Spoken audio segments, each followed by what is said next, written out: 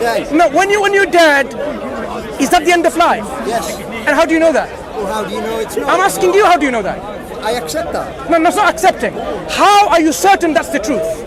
It's good enough for me. It's not about good enough. How are you certain? Good enough for me. No, how are you certain? Certain. For today. So basically, you're not certain. I'm positive. I'm saying I don't care. No.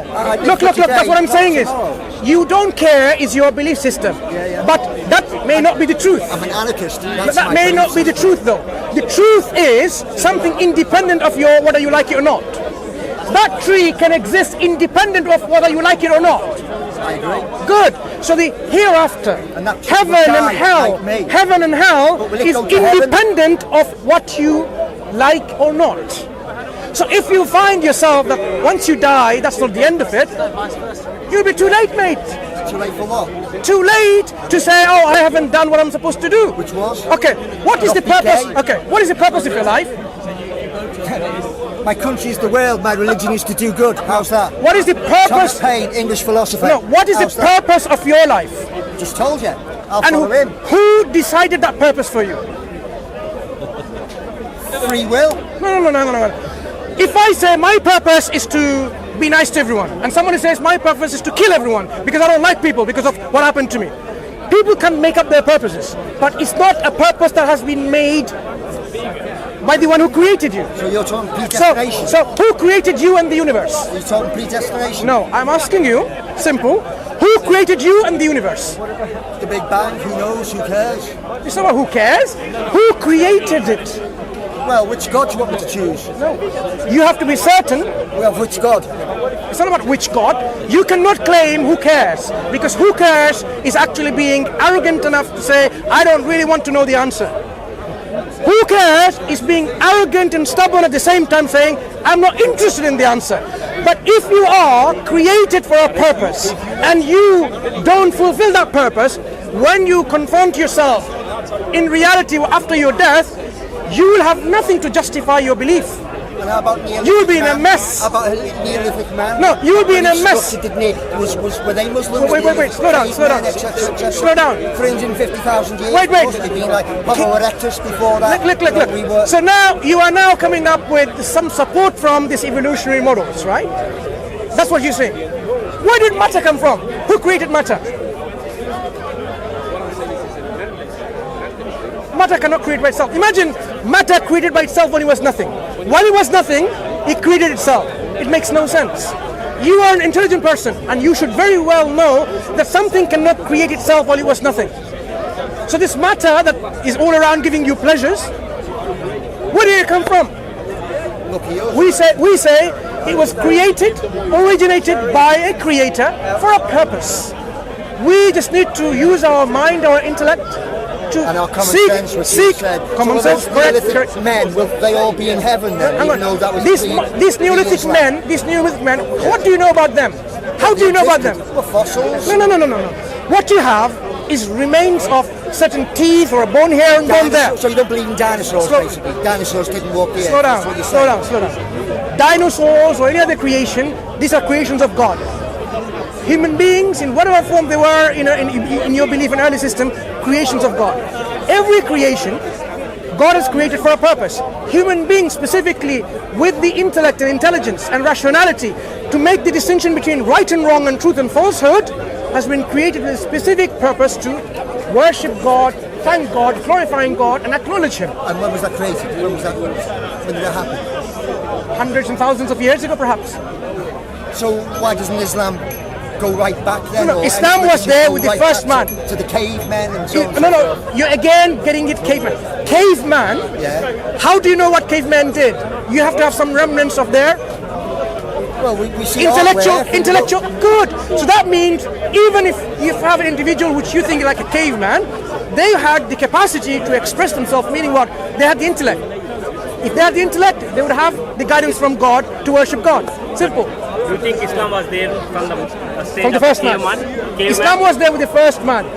First man had Islam, and his progenies continued this message. People forget, and this message continued. Okay, what is Islam? Islam is a man-made kind of system for That's what. creating That's wealth like every other bloody religion. No, no. Creating wealth. That's the problem you're thinking. You know what Islam gives you wealth? It tells you what, you know what? Be charitable, give your surplus wealth to the poor. That's making money, right? Islam says do not take interest. Is that making money? Islam says if you have a land that you don't cultivate, the state takes it away from you and give it to someone who can use it and utilize it. And Islam says, look, you cannot exploit others in your business and transaction. Be just even if it's against you. That's making wealth. Okay. So, if You have really misunderstood my friend Islam. Perhaps, maybe. My friend. When was I disputing science? You march under the crescent moon then. So basically, Wait. well, Islam marches under the crescent moon. Yeah. Well, on their flag they've got moons. Listen. So This is what's where. that about? Let me explain to you first. Islam doesn't worship a moon or the sun. why- In the Quran. Why have the moon on the flag? I'm going to explain to you. In the Quran, just to lay down the scene first, it tells us very clearly in the Quran, do not worship the sun or the moon, but worship the one who created them both. Worship God who created them both. So don't worship anything of the creation. Why on your flags, on your banners throughout Islam, do they have the moon, the crescent moon? I am answering. That's why. I am answering, Yeah. right? There are many Muslim countries. Yeah. Are you saying all Muslim countries in their flag has a moon? Well, many do, and it's quite. Wait. It's important to understand that. Let's concentrate on the ones that do then. No, it's important to understand. If moon is something essential for us, then it should be in all of the flags. The fact that it's not, it tells you like, oh, it's some people's choice to put a moon in the flag. It For started. some reason that Yes. Muslims decide to put Yes. a moon It on the started- flag. I'm asking why should that be? Maybe You've asked me. You've asked me 3 times already. When I'm about to answer. Right. Thank you.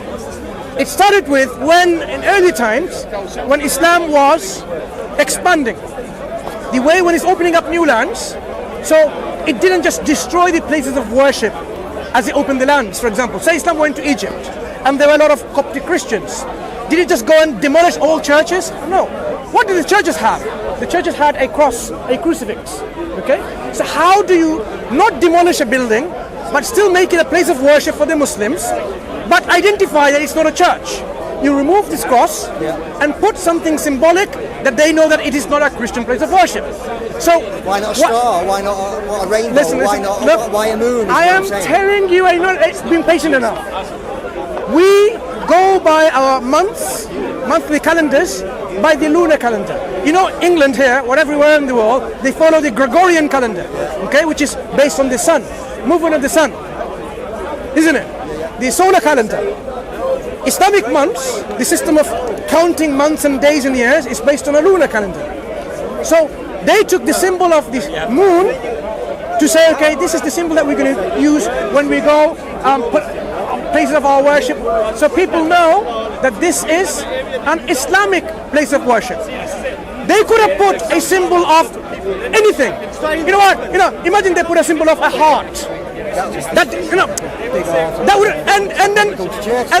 and then some people later may still question, why they put a symbol of a heart? Why not a whatever, right? You can always question it. It was the Ottomans who started it originally, and it was a decoration symbol, and it wasn't even considered a religious symbol until Westerners started saying, oh, Muslims have got crescents above their buildings, and then more and more buildings started happening it when Westerners started looking at it as a symbol of Islam, as the crescent. The flag of Islam, unfortunately, has been robbed from the Muslims now. Do you know the flag that ISIS uses? ISIS, this terrorist group. No, moons on that. No, there's no moon in it. Or hearts. No, there's no moon. But what does it say? There is an Arabic writing says, La ilaha illallah, wa la ilaha illallah Muhammad Rasulullah. There is no God worthy of worship except Allah, and Muhammad is a messenger of God. That is the flag of Islam. That is the flag that early Muslims, when they went and conquered and opened up other land, that's the flag they used. No sun or moon or a heart, but this statement, La ilaha illallah. Okay? That is our flag. So when people put the moon thing like this, it's just initially, as my brother said rightly, the Ottomans endeavor to distinguish the places of worship, that this is not Christian or pagan, but the Muslims. Okay, final thing then. In conclusion, the ultimate for you would be one world with one religion. Alright? Well, I just say to you, one religion in this world is tyranny. Two religions in this world is civil war. 3+ religions, welcome to fucking merry England. If you have a system where everyone opts and It's chooses tyranny. One religion, tyranny. No, let Two me- religions, civil war. You see let it, me- Catholic let me- peasants, Sunni Shia. let me show More you. religions. Let's understand logically. Freedom. Let's understand logically, right? Yeah. If you have many people cooking, each of their ideas, baking, it will be a mess. If you have one good baker who bakes for the Queen, that will be the beautiful and the most delicious cake. For example, listen. It's tyranny, isn't it? Listen.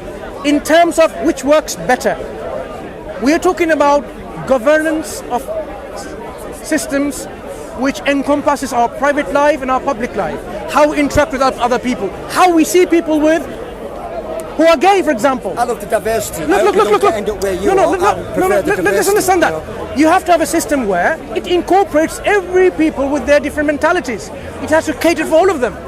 If you have a system where everyone's making out their law left, right, and centre, one day you say I believe in democracy, next day I believe in fascism, you'll be a chaos. But if you have a system where everyone says the best law, the best guidance, the best rule is the one who knows us best, is the creator, then you say, what's the problem? What's the problem? We'll end it at that. Take care. Take care, my friend. Says, though, isn't it? What kind of laws?